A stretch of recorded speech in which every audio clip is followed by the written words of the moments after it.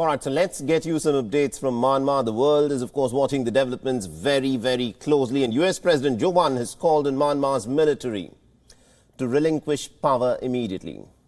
Now, Joe Biden has also ordered for a review to consider reimposing sanctions that had been lifted during Myanmar's transition to democracy. I think that's why that was called out in the president's comments. As you know, we removed sanctions, the United States, I should say, removed sanctions on Burma over the past decade based on progress toward democracy. The reversal of that progress will necessitate an immediate review of our sanctions laws and authorities, followed by appropriate action. So that's why he called it out. Now, the Norwegian Nobel Committee has also reacted to Aung San Suu Kyi's arrest. The committee has said that it is appalled by the arrest of Myanmar's leader Aung San Suu Kyi, who had won the Nobel Peace Prize way back in 1991. Now, Germany has also reacted to the military coup in Myanmar. The country has condemned the military action in Myanmar and has called on the military to recognize the parliamentary election results. The European Union has also condemned the military coup, calling for the restoration of the civilian government. The British Prime Minister Boris Johnson has also condemned the coup in Myanmar after the military in the Asian nation seized power. Boris Johnson has called for the Myanmar junta to actually free Aung San Suu Kyi and other civilian leaders. The United Kingdom has also summoned the Myanmarese ambassador in London to register its objections to this military coup. Now, the Japanese Chief Cabinet Secretary Katsunobu Kato has said that he is extremely concerned with the developments in Myanmar and that the parties involved in Myanmar should resolve the issue peacefully through dialogue in accordance with the democratic process. The Japanese government is also preparing for all possible measures to ensure the safety of the Japanese residents in the country.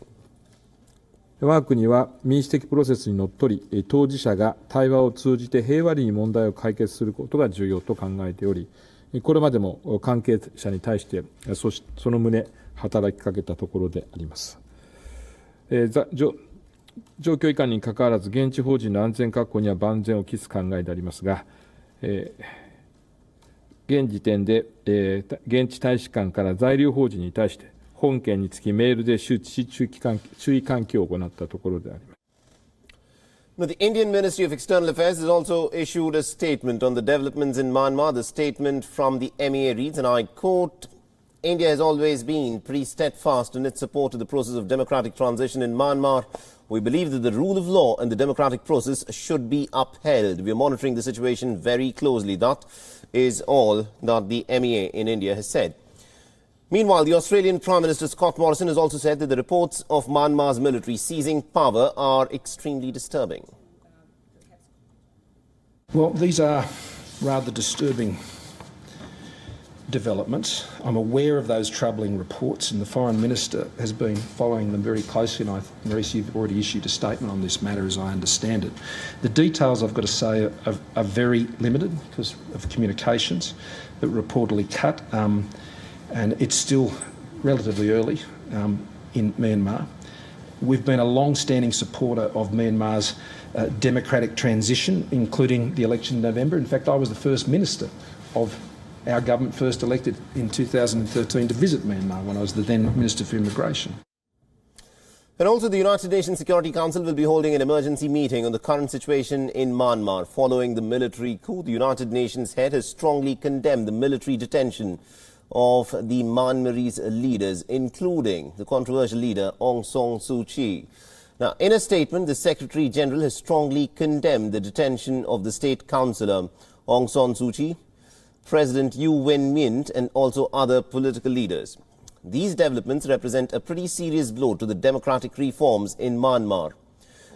The Secretary General has reaffirmed the unwavering support of the United Nations to their pursuit of democracy, peace, human rights and the rule of law.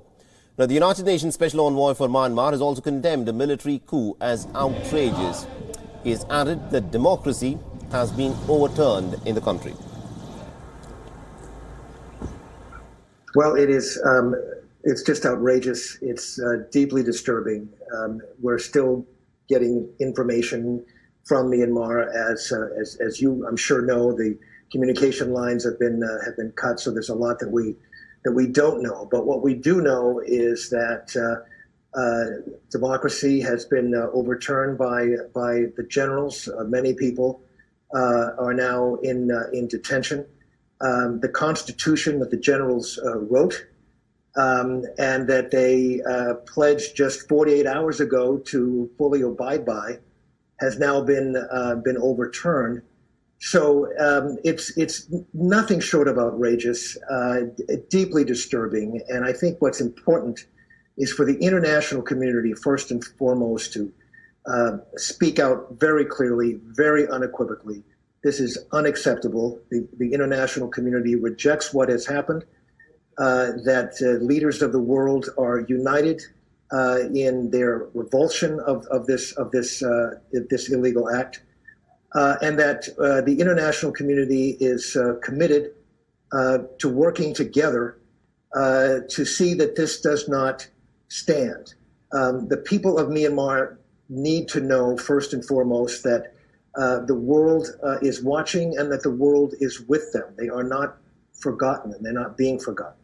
So the military coup in Myanmar does not, of course, come as a surprise. This is tensions between the military and the civilian government, led by the controversial leader Aung San Suu Kyi, had been brewing for quite some time. It all started when Suu Kyi's party, the National League for Democracy, came to power in a landslide victory in the 2015 elections in October.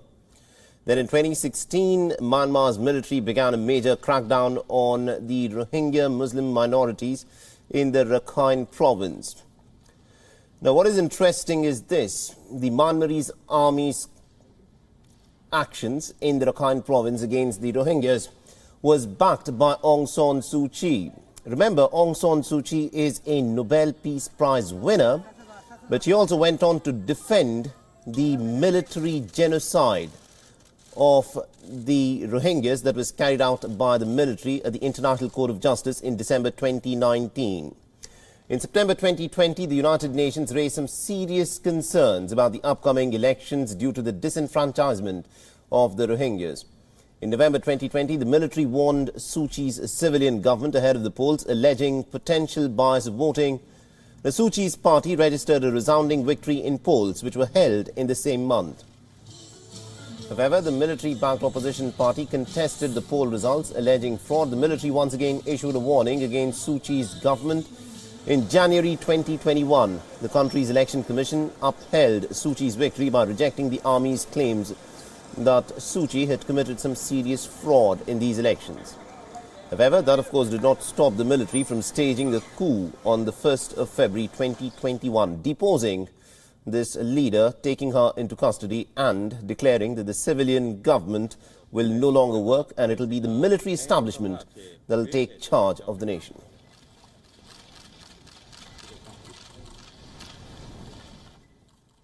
WION is now available in your country. Download the app now and get all the news on the move.